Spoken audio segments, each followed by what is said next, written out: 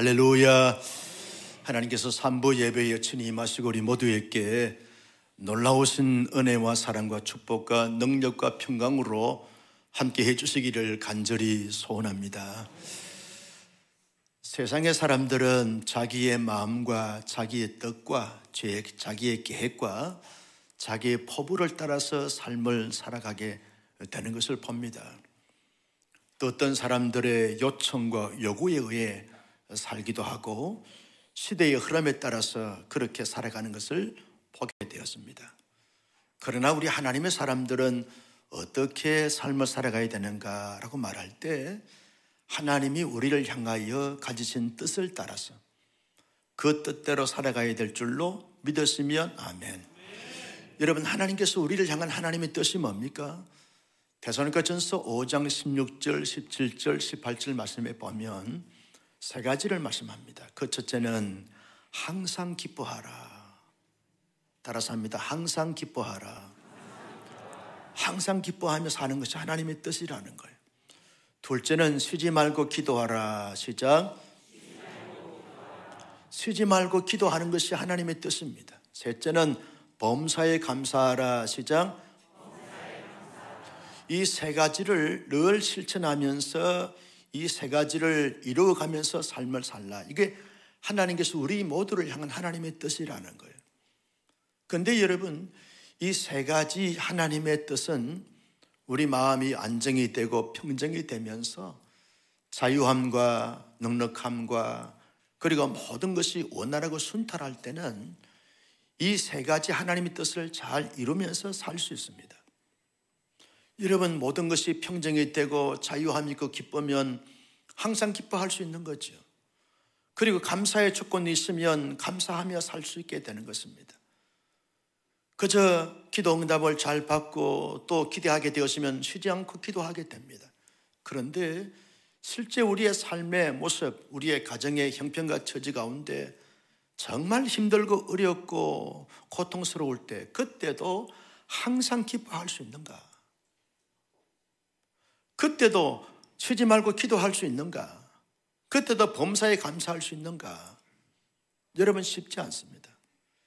마음에 심리적으로 불안하고 초조하고 두려움과 공포심에 사로잡혔는데 기뻐할 수 있다고요? 감사할 수 있다고요? 관계적으로 아주 불편하고 뒤틀려 있는데 항상 기뻐할 수 있고 감사할 수 있다고요? 경제적으로 아주 이렇게 부족해서 막 이렇게 허우적거리면서 여기서 요청을 하고 저기서 요청하고 있는데 갚을 길 없고 지불할 길이 없는데 기뻐할 수 있고 감사할 수 있다고요? 결코 쉽지 않습니다. 하나님께서는 우리의 모든 형편과 처지를 다 아시는데도 불구하고 항상 기뻐하고 범사에 감사하고 쉬지 말고 기도하라 하신 이 말씀을 말씀하실 때는 하나님의 분명한 의도가 있다는 거예요. 모든 형편과 처지 여건을 초월해서 항상 기뻐하고 범사에 감사하고 쉬지 말고 기도하라 하신 이 하나님의 뜻을 우리에게 주실 때는 우리가 정말 힘들고 어렵고 고통스러울 때도 그렇게 할 수 있는 삶이 되어질 수 있다는 겁니다. 어떻게? 우리의 힘과 우리의 능력과 우리의 의지와 우리의 열심을 가지고는 항상 기뻐할 수 없어요. 범사에 감사할 수 없어요. 쉬지 말고 기도하지 않을 수 없어요. 그런데 중요한 것은 하나님께서 우리의 모든 것을 다 아시기 때문에 우리가 우리의 힘으로 우리의 의지로 우리의 형편과 처지에 따라서 그렇게 살 수 없기 때문에 하나님은 명령형으로 말씀하셨습니다. 항상 기뻐해. 그러면 기뻐할 수 있어. 범사에 감사해. 그러면 감사할 수 있어. 항상 기도해. 그러면 더 기도할 수 있어. 라고 하나님께서 명령형으로 말씀해 주셨다는 거예요. 여러분, 명령은 모든 상관들의 명령은 복종해야 나도 행복할 수 있고 명령하는 사람도 행복할 수 있는 겁니다. 명령에 순종하게 되어지면 복종하게 되었으면 우리의 모든 삶이 자유롭게 되어지고 평강하게 되어집니다. 다시 말하면 항상 기뻐하고 범사에 감사하고 쉬지 말고 기도하다 보면 그 명령에 따라서 복종하다 보면 할 수 있게 된다는 거예요. 누가 역사하기 때문에? 하나님이 역사하시기 때문에. 믿으시면 아멘. 그래서 하나님의 뜻으로 우리에게 주셨다는 것입니다. 여러분, 바울도요 신이 아닙니다. 우리가 똑같은 성령을 가졌기 때문에 우리가 갈등하는 것처럼 바울도 갈등하고 아파했던 것을 보게 됩니다. 바울도 모든 사역이 승승장구하고 모든 것이 원활할 때는 항상 기뻐할 수 있고 범사에 감사할 수 있고 세제막을 기도할 수 있었는데, 정말 힘들고 어렵고 실패적인 어떤 모습을 가졌을 때는 낙심이 되고 상심이 되고 그리고 불안하게 되어지고 두려움이 찾아왔던 것을 보게 되었습니다. 특별히 바울은 아덴에서 선교 사역을 할 때 좋은 열매, 풍성한 열매를 맺지 못했던 것을 보게 되었습니다. 바울이 이제 아덴에서 선교 사역을 마치고 난 다음 떠날 때 자기가 아덴에서 사역을 어떻게 함으로 인하여 이런 결과를 낳게 됐는가 해고해 보면서 살펴보게 되어지고 성찰하게 되어졌습니다. 내가 어떻게 사역을 도대체 했길래 저 빌립보에서처럼, 데살로니가에서처럼, 저 베레아에서처럼 저렇게 풍성한 열매를 맺을 수가 없었던가 해고해보고 성찰해 보니까 이유들이 있었다는 거예요. 여러분, 분명한 현상은 이유가 있어서 그런 현상이 나타나게 되는데, 바울이 발견했던 이유가 뭐냐 하면 그 아덴의 사람들은 종교성이 많다. 그래서 이 바울이 복음을 전할 때 종교학적으로, 종교 심리적으로 접근했던 것입니다. 이것이 문제가 됐다는 거예요. 복음은 성령의 능력으로 말미암아 성령의 나타남을 통해서 전해야 되는데, 자기의 종교적 이론과 종교적 심리를 통해서 그렇게 증거하다 보니까 사람들이 공감은 하는데 믿음의 단계로 나아가지 못하게 된 이런 결과를 가지게 됐다라고 판단하게 됐습니다. 또 하나는 이 아덴의 사람들은 많은 학식과 많은 지식과 많은 철학과 사상을 가지기 때문에 지성인들이라서 지성인들에게 맞는 그런 접근 방법으로 접근을 했다는 거예요. 예컨대 이성적으로, 논리적으로, 합리적으로, 타당성에 근거해서 그렇게 접근하다 보니까 논리와 합리는 맞는데 사람들의 변화는, 그리고 믿음의 단계에 이르게 되는 것은 좋은 결과를 얻지 못했다는 거예요. 당시에 이 아덴의 사람들은 많은 철학과 사상으로 무장됐기 때문에 토론하기를 좋아합니다. 그래서 바울도 토론학을 시작하면서 논리학적으로 그리고 변증학적으로 접근하게 된 것입니다. 그러면서 변증을 할 때는 이 정과 반대가 있는데 정반이 이렇게 계속 충돌이 되어지다 보니까 말은 무성하게 되어지는데 좋은 결실을 맺지 못한 거예요. 바울이 이걸 깨달았습니다. 내가 종교학적으로, 종교 심리적으로 접근해서 내가 인간의 이성과 지성과 그리고 논리와 합리적 사고로 접근해서 내가 변증학적으로 복음을 전함으로 말미암아 좋은 결실을 맺지 못했구나. 이제 다시 앞으로 내가 어떤 지역에 가서 어떤 사역을 하든지 간에 복음을 전할 때는 성령님을 전적으로 의지하면서, 그러면서 예수 그리스도의 십자가의 복음과 부활의 복음을 전가하게 되면 성령님께서 역사해 주심으로 말미암아 모든 지성인들도, 모든 종교인들도, 어떤 주위에 있는 사람들도 하나님께서 그 마음을 열어주시고 그 마음에 동의를 주시면 복음을 받아들이고 예수를 믿을 수 있겠다라고 그렇게 깨닫게 되어진 것입니다. 그러면서 바울은 고린도에 가서는 이제는 아덴에서 했던 그런 방식으로 하지 않고 정말 순수한 복음에 입각한 복음 증거 사역을 하겠다 다짐을 했던 것을 보게 됩니다. 실제로 바울은 그렇게 했던 것을 발견할 수 있는데, 고린도전서 2장 1절 2절 말씀인데 1절 먼저 봅니다. 시작. 형제들아, 내가 너희에게 나아가 하나님의 정글을 전할 때 말과 지혜의 아름다운 것으로 아니하였나니. 자, 말과 지혜의 아름다운 것, 지혜의 아름다운 것은 여기에 종교 심리학을 말하는 것이죠. 인간의 이성과 논리와 합리적 사고와 그리고 근거를 말하는 것입니다. 그리고 변증학을 말하게 되어지는 것입니다. 말과 인간의 지혜의 아름다운 것으로 사람들에게 어떤 감동을 주고 감화를 주고 공감을 해주는 이런 이론, 이 학문적 이론을 가지고 접근했던 것인데 이제 고린도에서는 그렇게 하지 않는다는 거예요. 그러면서 2절에서 이렇게 말합니다. 2절 다 같이요. 시작. 내가 너희 중에서 예수 그리스도의 그가 십자가에 못 박히신 것 외에는 아무것도 알지 아니하리로 작정하였습니다. 예수 그리스도의 십자가의 복음과 부활의 복음만을 증거하게 되면 성령님께서 역사해 주신다 라고 하는 사실을 발견하면서 바울은 계속해서 성령님께서 역사해 주실 것을 믿고 복음을 전했던 것을 보게 되었습니다.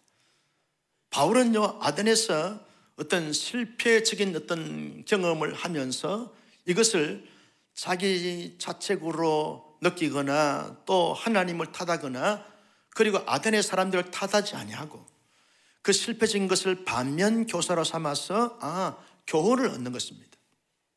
여러분, 지혜로운 사람은 어떤 가호를 통해서 실수를 통해서 어떤 무너짐을 통해서 실패를 통해서 얻는 그 교훈을 얻어서 다시는 그렇게 하지 않기로 다짐하면서 그렇게 도전해 감으로 말미암아 지혜로운 삶을 살게 되어지는 것입니다.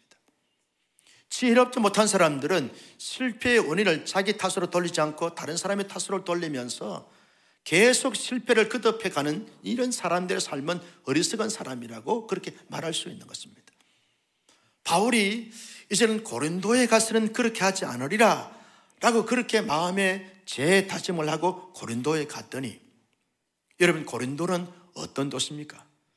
고린도는 그리스의 아주 중요한 도시 중에 한 도시인데 거기는 바닷가가 가까이 있고 그리고 높은 산이 있기 때문에 그리스의 많은 사람들이 휴양 도시로서 삼았습니다. 많은 사람들이 휴양을 하기 위해서 고린도로 오게 됐습니다. 그리고 두 개의 큰 항구가 있었는데 하나는 국제적인 항구가 있었고 하나는 국내적인 항구가 있었는데 이 항구가 있다 보니까 세계 도처에 많은 사람들이 무역 거래를 하기 위해서 고린도로 몰리게 되었습니다. 고린도 도시는 다운타운이 됐습니다. 수많은 사람들이 모든 업무를 하거나 모든 그러한 이 삶을 이 고린도에서 이렇게 삶을 거하게 되어지면서 그러면서 무역 거래도 하고 상거래도 하게 되어졌습니다. 여러분, 상거래를 하다 보니까 세계에 많은 돈이 어디로 가는가? 고린도로 갔습니다. 여러분, 돈 벌려면 고린도로 가셔야 됩니다. 고린도에 가죠. 세계 사람들이 다 돈 벌기 위해서 고린도로 다 몰리게 되었습니다. 세계 도처의 사람들이 다 고린도에 몰리다 보니까 이 사람들이 가진 문화, 정서, 전통, 종교, 신념, 철학 이런 것이 아주 혼재된 도시가 고린도 도시입니다. 고린도의 종교는 어떠했는가? 고린도의 뒷산에 보면 이 높은 언덕산이 있는데 그 언덕 위에 아폴로디테라고 하는 큰 신전이 있었습니다. 이 신전에는 누가 있었는가 하면 신접한 여인들, 여사제들, 여종교인들이 있었습니다. 여러분, 역사가들에 의하면 그 당시에 여사제가 몇 명이나 있었는가 하면 1000여 명 이상이 있었다.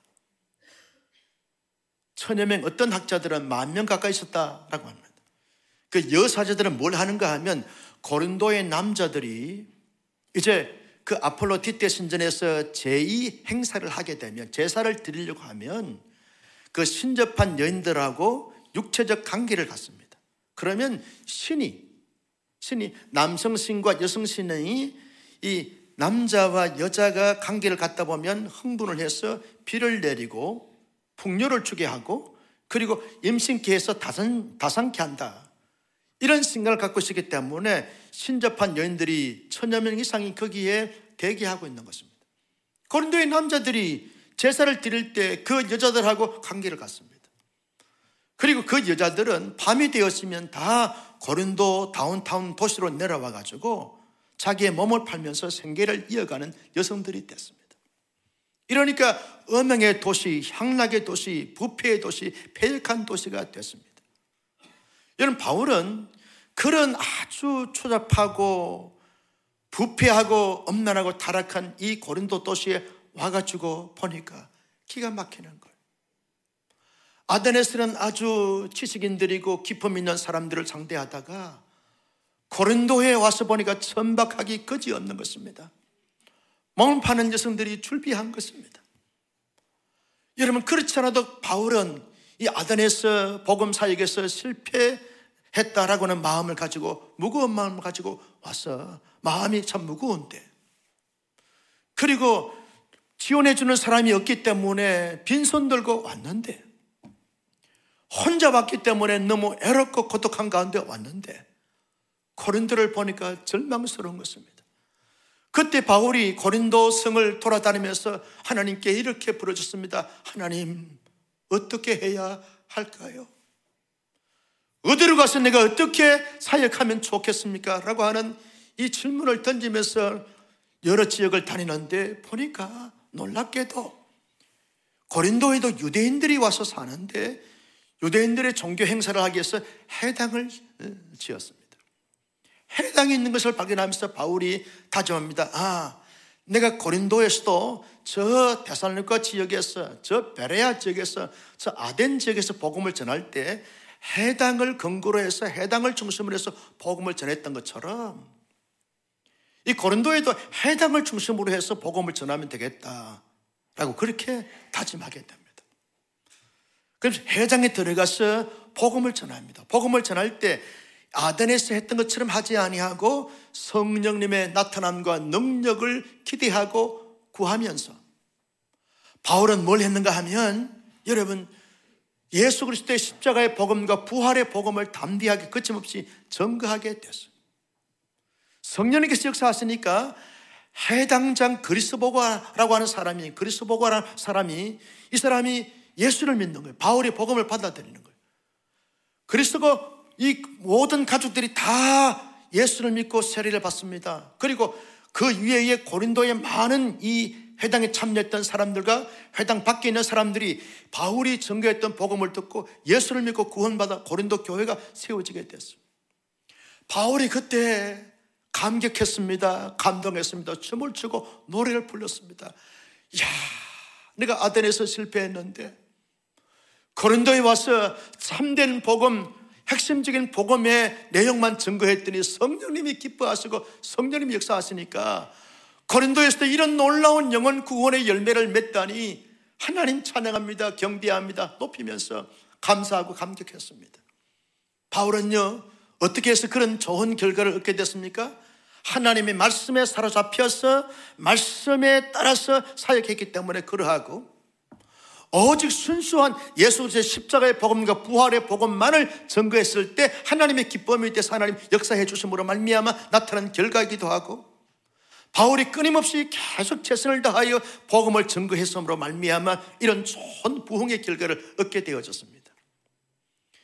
여러분, 바울이 너무너무 감사하고 기뻐했던 것처럼 나는 누리 온사랑교회 성도님들 올 가을에 새생명 축제에 이런 고린도에서 경험됐던 하나님의 부흥을 경험할 수 있기를 예수님의 이름으로 축원합니다.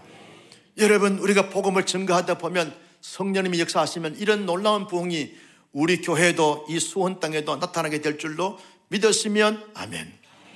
바울이 복음을 증거하면서 이런 좋은 부흥과 열매를 맺게 되면서 너무 감사하고 기뻐하고 즐거워 행복했는데 문제가 생겼습니다. 어떤 문제가 생겼습니까? 바울이요, 해당을 중심으로 해서 열심히 복음을 증거하여 이런 놀라운 부흥을 경험하게 됐는데, 바울의 증거한 복음에 대하여 받아들이지 않았던 유대인들이 바울을 무시합니다. 바울을 천대시기입니다. 바울을 이단시합니다. 그러면서 대적으로 등장하게 되었습니다. 그러면서 바울을 말로 계속 비난하고 헐뜯고 저주하고, 그러면서 모독하게 되고 모욕하게 되었습니다. 바울은 견딜 수가 없는 거예요. 그런데 바울이 갑자기 마음에 쿵 하면서 흔들리면서 마음이 무너지게 되어졌습니다. 큰 두려움에 사로잡히게 되어졌습니다. 요즘으로 말하면 우울감과 우울증이 찾아오게 된 겁니다. 마음이 순간 푹 무너지면서 아무것도 할 수 없는 번아웃 상태에 이르게 되어졌습니다. 그 성령 충만하고 능력을 행하고 기적을 행했던 이 바울도 한순간 이 고린도에서 유대인들의 대적을 받음으로 말미암아 마음이 흔들리고 마음이 무너지면서 절망 상태에 이르게 되어졌습니다. 바울이 고린도에서 유대인들의 대적을 받았으만 그렇게 됐을까? 그렇지 않습니다. 인간의 심리는요, 어떤 그런 아픔과 상처들이 계속 내 내면에 쌓이다 보면, 쌓이고 축적되다 보면 이것이 한순간 어떤 계기가 돼서 터지게 되어지는데, 여러분, 바울이 이 빌립보에서 귀신 들렸던 여인의 그 귀신을 쫓아내므로 말미암아 그 여인을 아주 정상인으로 이렇게 만들어 줬습니다. 하나님의 능력으로. 그러면 좋아해야 될 것인데, 이 주인이, 그 여인을 고용해서 돈 벌던 주인이 상관들에게 고발하고 고소해서 바울과 실라가 끌려가 가지고 옷을 벗기고 매를 맞고 알몸 상태에서 착고에 채이고 지하에 그 대리석 이 감옥에 gat혀서 아주 고통스러운 순간들을 경험했는데, 이것이 바울의 내면에 축적이 되어진 거예요. 베레아에서, 데살로니가 지역에서는 유대인들의 책동으로 말미암아서 야간 도주해야 했습니다. 여러분, 야간 도주하면서 바울의 심리나 바울의 마음은 상처가 전혀 없었을까요? 아니에요. 바울도 우리와 똑같은 성령을 가지기 때문에 그런 충격스러운 사건을 만나게 되어지면 이것이 남아있게 돼요. 축적되어야 되는 거예요. 데살로니가 지역에서는, 베레아 지역에서는 이제 베레아에 가서는 이 실라와 디모데를 남겨두고 자기 혼자서 야간 도주해서 홀로 아덴까지 갑니다.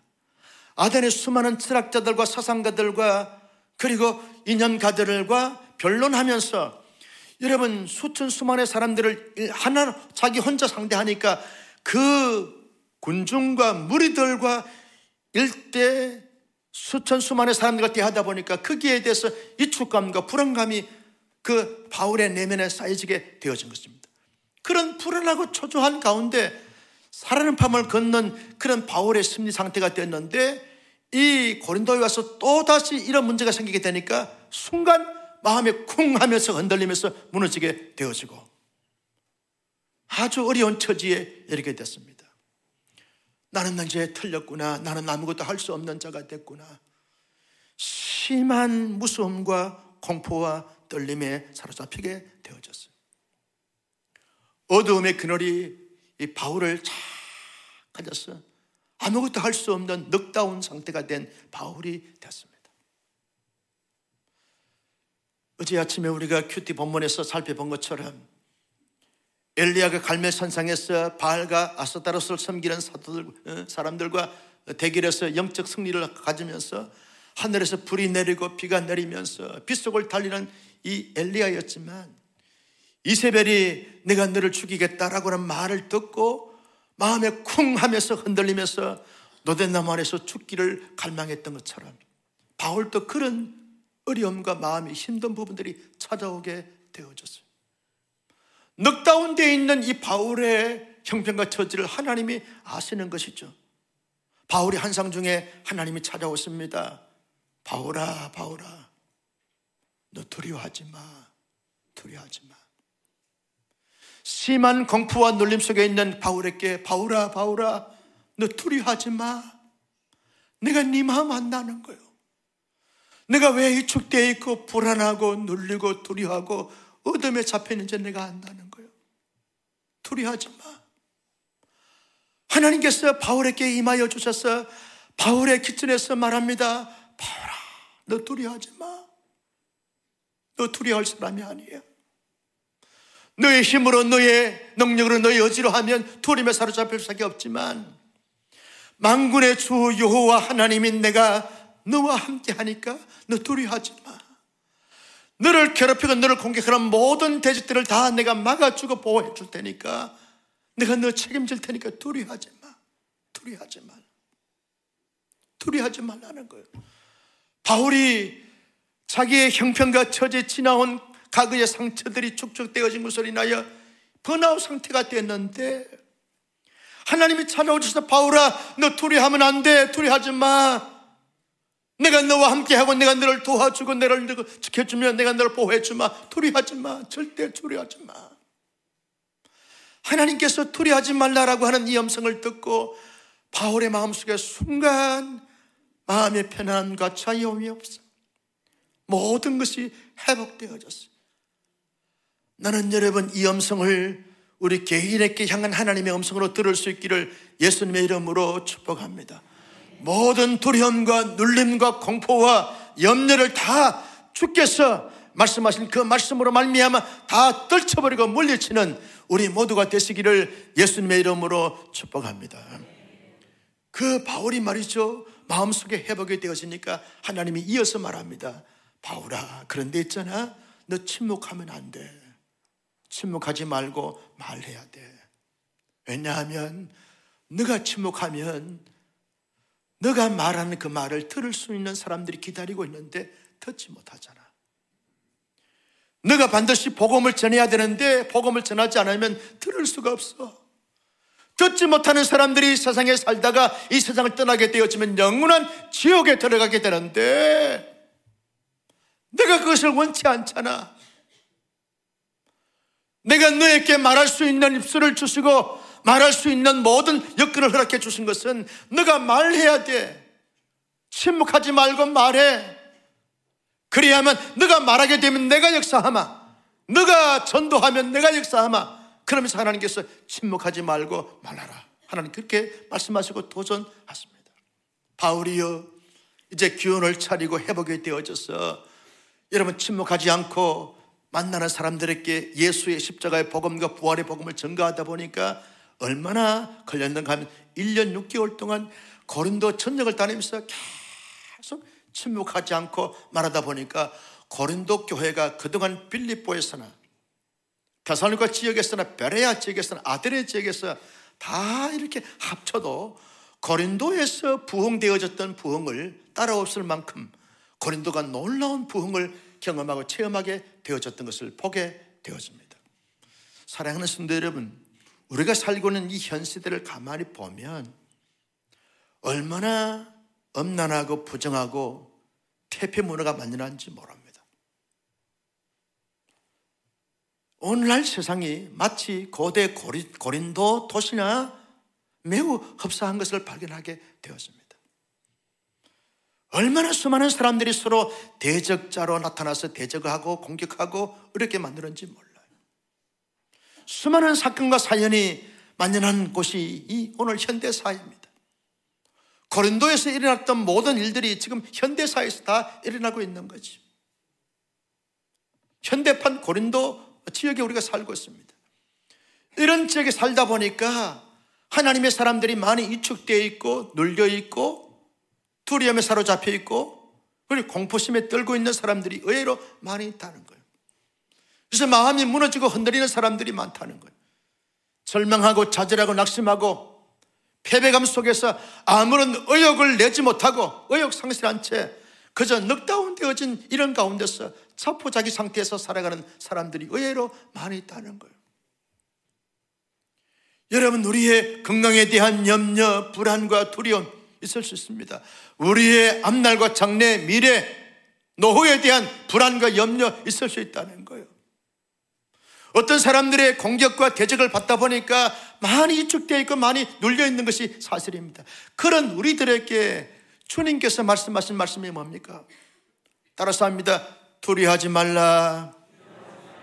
내가 너와 함께 하면이라. 여러분, 두려워하는 우리들에게 말씀합니다. 두려워하지 말라는 거예요. 염려하지 말라는 거예요. 위축되지 말라는 거예요. 불안에 사로잡혀 있지 말라는 거예요. 두려워하지 말라는, 두려워하지 말라. 하나님은 우리에게 이르러 찾아오셔서 우리를 만지시면서 용기를 주시고 자신감을 주시면서 할 수 있다, 하면 된다, 해보라. 그렇게 자꾸만 복돋아 주시는데 어둠의 세력 때는 끊임없이 우리를 두렵게 만듭니다. 아, 나는 실패자야. 나는 해도 안 돼. 나는 할 수 없어. 나는 무능한 자야. 이 나이에 이런 건강을 가지고 이런 형편과 처지를 가지고 이런 지식을 가지고 도대체 내가 뭘 어떻게 써먹는단 말이냐, 어떻게 사용될 수 있단 말이냐. 자포자기 상태에 그저 살아있으니까 하루하루 살아가는 이런 사람들의 삶들이 많다는 거예요. 그런 우리들에게 주님께서 말씀하시기를 두려워하지 말라, 염려하지 말라, 놀라지 말라, 불안에 사로잡히지 말라. 그렇게 말씀하시는 줄로 믿으시면 아멘. 따라서 합니다. 두려워하지 말라, 놀라지 말라, 눌리지 말라, 염려하지 말라, 불안하지 말라. 주께서 말씀하신 이 말씀을 듣고 다 떨쳐버리고 다 물리치는 하나님의 사람들이 되시기를 예수님의 이름으로 축복합니다. 여러분의 눌림과 여러분의 쫓김과 여러분의 번아웃 상태가 다 회복되었죠. 할 수 있습니다. 하면 됩니다. 해봅시다 라고 말씀하시는 하나님의 사람들 되시기를 예수님의 이름으로 축복합니다. 우리들에게 주님께서 말씀하시기를 침묵하지 말고 말하라, 그렇게 말씀하시는 줄로 믿으시기를 바랍니다. 제가 이 말씀을 묵상하면서 하나님이 어떻게 순서대로 지금 본문을 설교해 오는데 우리 교회에 딱 맞는 말씀을 주시는가 제가 놀랐어요. 말씀을 연구하면서 묵상하면서 준비하면서 하나님은 정말 기가 막히신 분이다, 탁월하신 분이다 느끼는 거예요. 왜냐하면 여러분 다음 주에 우리 새생명 축제 D-Day 주간입니다. 이번 한 주간이 이 마지막 이 골드 타임입니다. 이 타임에 우리가 침묵하게 되었으면 아무런 결실을 맺을 수가 없어요. 수천 명을 VIP로 작정했다 할지라도 이번 한 주간에 우리가 침묵하고 말하지 않게 되었으면 아무도 들을 수가 없는 것이죠. 그래서 온 교우들에게 말씀합니다. 침묵하지 말고 말라라. 시작. 침묵하지 말고 말하라. 좌우를 보면서 침묵하지 말고 말하세요. 시작.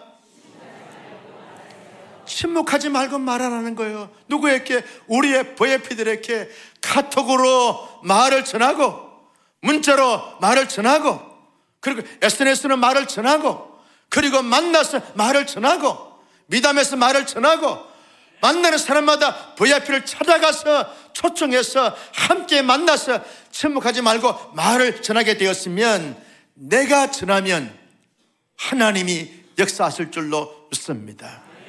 여러분, 나는 전하고 하나님은 역사하십니다. 시작. 나는 전하고 하나님은 역사하십니다. 믿습니까? 이 믿음을 가지고 우리 모두 새생명 축제의 VIP들에게 침묵하지 말고 말하는 온산은교회 모든 교우들이 되시기를 예수님의 이름으로 축복합니다. 목사님 말해도 안 듣는데요. 안 듣는 것은 하나님 책임입니다.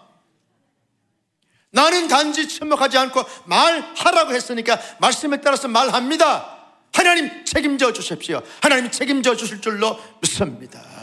우리가 침묵하지 않고 말을 하는 이런 사역을 잘 감당하기 위해서는요, 내가 먼저 복음에 분명한 자기 확신이 있어야 하는 것입니다. 예수님 나를 대속해서 십자가에 돌아가셨구나, 나를 어렵다 하시겠어 예수님이 부활하셨구나. 바울은요 자기 복음에 대한 확신을 가지기 때문에 담대하게 여러분 거침없이 1년 6개월 동안 고린도 지역에 머물면서 침묵하지 않고 말함으로 말미암아 고린도에서 대대적인 놀라운 영광스러운 부흥을 경험하게 되어졌습니다.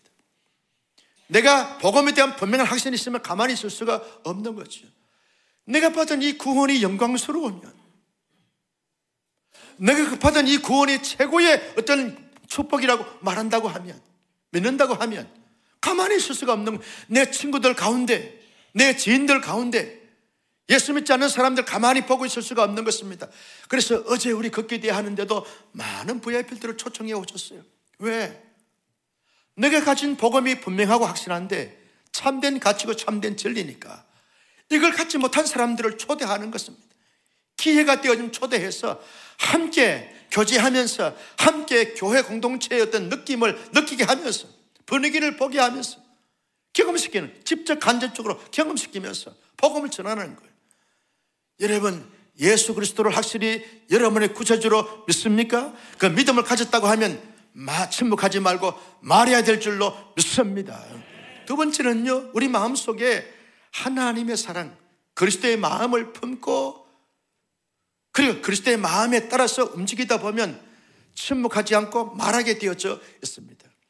여러분, 사람은요 상대적 원리로 인과 응보적 차원에서 사람들을 상대하게 되었으면 판단의 대상, 평가의 대상이 되어지지만 내 마음속에 하나님의 마음, 그리스도의 마음을 품게 되었으면 모든 사람들을 다 사랑스럽게 되어지고 모든 사람들을 품게 되어지고 모든 사람들을 긍휼히 자비를 베풀게 되어지는 이런 어떤 마음과 태도를 가지게 되어지는 것입니다. 바울은 예수 그리스도의 마음을 가지니까 고린도의 음행한 자들, 고린도의 우상 숭배자들, 고린도의 돈에 취한 사람들, 고린도의 패역한 사람들이 다 불쌍히 여겨지게 되어져서 그들에게 복음을 전가하다 보니까 1년 6개월이 걸렸다니까요. 그들이 다 회개하고 주님 앞에 돌아와서 하나님을 신실하게 믿는 믿음의 사람이 되어졌습니다. 정말 내 마음이 그리스도의 마음이 되어지고 나의 생각이 그리스도의 생각이 되어지고 나의 삶이 그리스도의 삶이 되어지면 믿지 않는 불신 우리의 VIP들에게 가만히 있을 수가 없는 것입니다. 따라서 합니다. 내 마음이 그리스도의 마음이 되어지고 내 생각이 그리스도의 생각이 되어지고 내 삶이 그리스도의 삶이 되라. 할렐루야. 그 마음과 그 생각과 그 삶이 되어지면 예수 믿지 않는 사람들을 가만히 볼 수가 없는 것입니다. 그래서 초청장을 하나도 더 증거하고 전하고 얼마나 좋습니까? 여러분, 금요일 다음 주 금요일 날은요 우리에게 최고의 배우 한인수 배우를 하십니까? 그분이 직접 오셔가지고 야곱이라고 하는 이 연극을 하면서 복음을 전합니다. 한창호 목사가 딱딱한 설교하는 게 아닙니다. 연극합니다. 초대장 건네주면서 오늘은 다음 주 금요일입니다. 다음 주 금요일 날 오늘 커피는 내가 쏜다. 오늘 밥은 내가 쏜다. 가자. 문화인이 돼야 될 것 아닌가? 적어도 1년에 연극은 한번 봐야 되지 않나? 수준이 있지. 적어도 수원의 수도권에 살면서 연극도 안 보고 살래? 초청하면 오게 될 줄로 믿습니다. 그러면 그분들이 연극을 통해서 그리스도의 복음을 전하게 될 거예요. 여러분, 이런 안타까운 마음을 가지고 그리스도의 복음을 전가하는 온 사람에게 모든 교우들이 되시기를 예수님의 이름으로 축복합니다. 마지막으로 여러분, 어떻게 하면 우리가 침묵하지 않고 잘 전할 수 있는 삶을 살아갈 수 있을까요? 그 우리의 VIP들 영혼 배후에 하나님이 역사해 주시면 반드시 결신되어지고 하나님의 사람이 되어진다는 믿음과 확신을 가지고 담대하게 끊임없이 거침없이 증거하다 보면 때가 되면 반드시 열매를 맺게 될 줄로 믿으시면 아멘. 이 믿음 가지고 온 교우들이 함께 도전하여 풍성한 열매를 맺는 하나님의 부흥을 경험하는 올가을 새 생명 추수가 될 수 있기를 예수님의 이름으로 축원합니다. 존귀하신 아버지 하나님, 주신 말씀 마음속에 새겼습니다. 이 말씀을 따라서 이 말씀대로 살아갈 수 있는 신실한 하나님의 사람들 다 되게 하여 주시옵소서. 바울이 두려웠을 때 두려워하지 말라, 침묵했을 때 침묵하지 말고 말해라 말씀하신 말씀이 오늘 우리에게 주시는 말씀인 줄로 믿습니다. 하나님, 우리의 모든 두려움과 눌림과 염려와 공포와 걱정을 다 떨쳐버리고 참된 자유와 평강을 회복하여 자신감과 그리고 담대함을 회복하여 이제는 침묵하지 않고 담대하게 복음을 전가하는 온 교우들 되게 하여 주시옵소서.